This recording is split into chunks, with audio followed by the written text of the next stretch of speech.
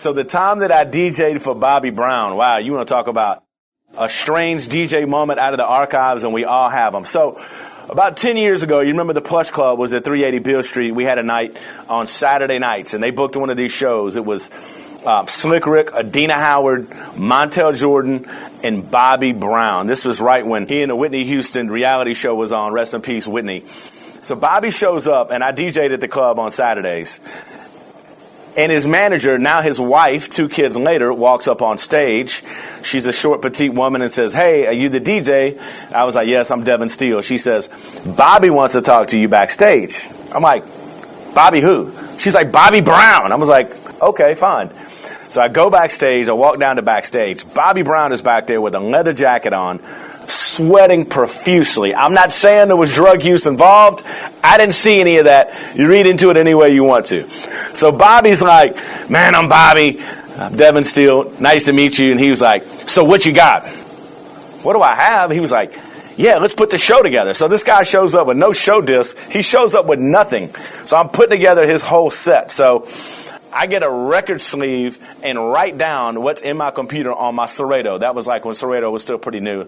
So I'm like, "All right, let's come out to Prerogative." He's like, "All right, Prerogative. Second of all, how about Don't Be Cruel?" He was like, all right. And I was like, "We're going to do any new edition stuff?" He's like, nah, it's Bobby Brown show or nothing but Bobby Brown. I was like, "Oh, okay, man."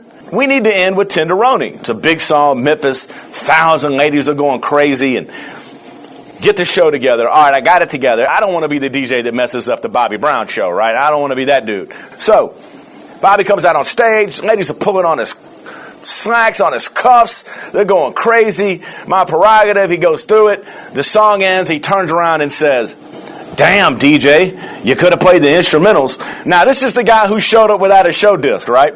Or any kind of show tape. So, goes through the whole show, gets through it. By that time, his slacks are halfway on. His shirt was completely off. Pure Bobby Brown entertainment. By this time, a contingent of the other artists, DJs, was standing behind me. Some more of my partners were on stage on the raised area, laughing their ass off the whole time. Get to the end of it. It's over with. I'm wiping my head. I'm like, "Man, I'm glad that's over with." And he goes, "Memphis, I got to do one more song. Before I leave, I got to do the song. Y'all want more Bobby Brown?" Like, they're going crazy. Like, I'm freaking out. I have no idea what he's talking about because the songs he wanted to do, completely over with. Like, this is Bobby Brown's encore at the Plush Club in downtown Memphis. Starts to walk off stage. They're screaming like crazy. He comes back on stage. He's like, "Y'all ready?" They go nuts. He turns around. He goes, "Yo, DJ, what the else you got?" Dang, I love entertainment. So at that time, everybody behind me damn near fell off the stage. I actually played the Ghostbusters theme. I guess we're gonna have to take control. Bobby freaks out. He performs. It's over with. Great show with Bobby Brown. But here's the kicker. Afterwards, his manager comes up and says, "We want to talk to you backstage."